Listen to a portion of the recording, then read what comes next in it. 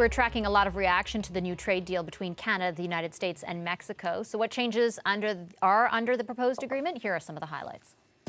The new NAFTA has a new name, the United States-Mexico-Canada Agreement, or USMCA. On autos, Canada can export up to 2.6 million vehicles to the U.S. tariff-free. That's 40% more than what we currently export. 75% of autos must come from either the U.S., Canada, or Mexico, up from 62.5%.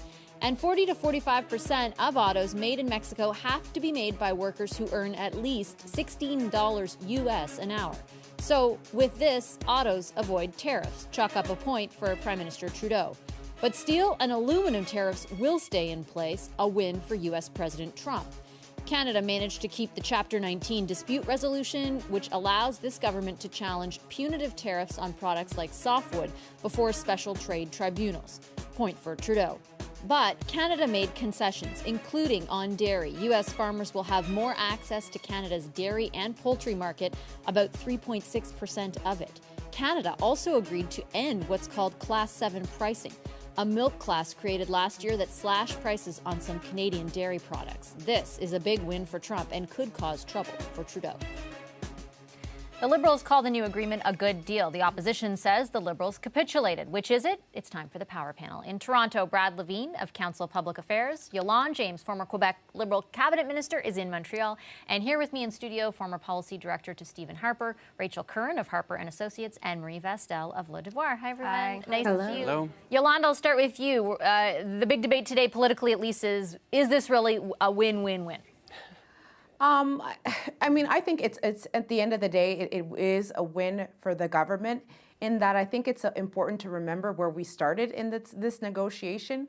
During the campaign, President Trump was pretty clear about his will to end free trade altogether, but and that the government was able to maintain, I know especially here, cultural exemptions, Chapter 19, obviously, as others will speak to, I'm sure, issues with respect to dairy supply management and tariffs with aluminum will be an important obstacle for the government in the coming months, and not to mention the fact that we're in election now, as well as the fact that the federal government will be up for election in 2019.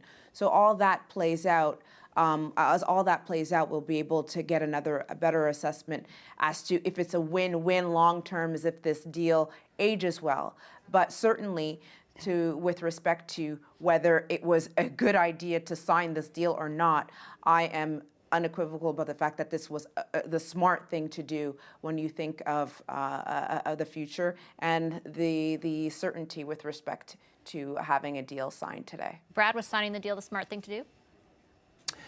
Well, you know, today was the deadline that Donald Trump imposed in order to serve notice to Mexico and give them 60 days. We also have the midterms coming up. So, you know, one of the things is, you know, the interesting thing about how the commentators are looking at today's deal is, you know, of course we gave up, but it could have been a lot worse.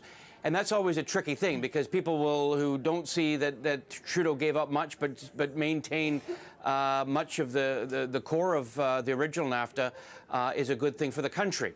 So when we take a look at things like auto, this was one of the fundamental irritants by the progressive forces in this country when we had the first U.S.-Canada free trade agreement in the late 80s and then expanded it to NAFTA, is that the industrialized sector like auto was going to low-wage areas.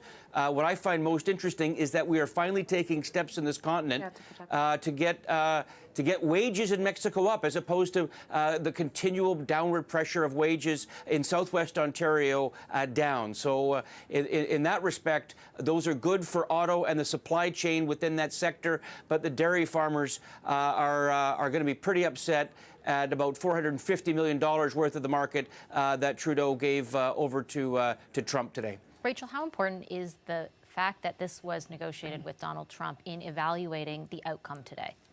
Even politically? Yeah, it's hugely important. I think the government gets a lot of credit for being able to, A, strike a deal with Donald Trump, and secondarily, politically, no matter how bad this deal is for Canada. And it is worse than the original NAFTA deal. So this is not a win-win deal. We are making a whole series of concessions, some of which are very expensive. But the government is going to get a lot of political credit because Donald Trump is on the other side of the negotiating table. So I think it's, it is certainly to the government's benefit that they have been negotiating with Donald Trump.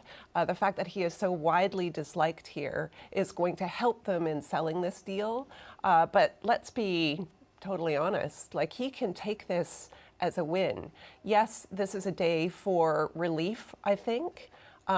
We needed a deal. I totally agree with Yolande. Signing a deal is infinitely better than having no deal at all. But this is not a day to celebrate. I think it's a day for relief more than anything else. Marie, what was your take on how it played out politically? I mean, the opposition's main point is that you didn't make any gains, so don't call this a win. Yeah. I think it's easier for the NDP to I guess, poke holes into the Liberal deal with Donald Trump, given their traditional position on free trade deals. I think it was harder for Andrew Scheer today to argue that it's a bad deal, just because, well, first of all, Rona Ambrose, Brian Mulroney all said, essentially, all in all, Canada pretty much got the objectives that they were hoping for, and also because, but that goes to the NDP as well. They said that their statement was basically that it helped with the certainty, right? Like getting the yeah, but deal was Mulroney a good did say thing. that all or almost all of the objectives seem to have been attained. With the caveat, the devil could be in the details. Yes, but But he then said it was Andrew Scheer, significant, but Andrew Scheer coming out and saying it was all negative, it was all bad, and again, like the NDP not saying what he would have done differently, I find makes it a difficult argument when you're not willing to say how it could be better, how you would have done it differently. I think kind of takes away from your criticism.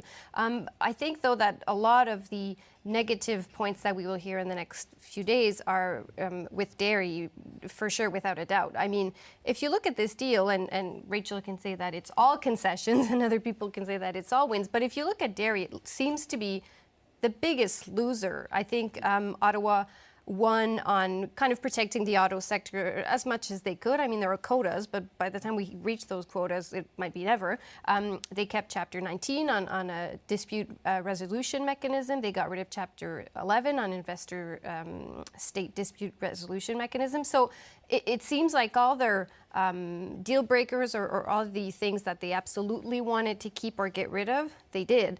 But then on dairy, I guess, was the bargaining chip. And I think that is not a criticism that will go away now or in 2019, potentially. Brad, you look like you want to weigh in. Well, no, I remember months ago, Trudeau said that he wanted, these extensive, gender chapters and comprehensive language on Indigenous. I know that there's... Well, there is some language on Indigenous, and there's some one on paragraph, gender, but he talked about fundamental chapters. He talked about big wins. So, while he did make a number of concessions, because that was the whole exercise. We have to remind ourselves that Trump wanted this trade deal to be renegotiated because he felt that the Americans got the raw deal in the last round. Canada and Mexico did not ask for these changes. So the question then becomes, what did Trudeau give up in order to get something signed to provide certainty? I respect the fact that industry wanted some level of certainty. But prescription drugs is another thing that the Americans won on. I mean, the interesting on the political side that we haven't talked about is does this give Trump a boost in the midterms? And, whether it's a good deal or a bad deal, we'll have to wait and see. We'll look at those details, and we'll have to see how it plays itself out. But if it re-elects a Republican Congress, then I think the history will look back at this trade deal differently. It's also hard to see what took so long, I think, because when the Prime Minister was asked, and Chrystia Freeland were asked, when did you feel, you might get a win? When did you feel there was a tipping point? They both alluded to things that happened, at least a few weeks ago. And so one has to wonder, why did we have to wait for, 11:15 on September 30th? Well, the big one that they said was Chapter 19, when they agreed to capitulate on Chapter 19, which I think, according to Katie Simpson, happened Saturday. Yeah, but also on the car, on autos, on right? autos, Where they thought, this is our creative proposition, this could happen.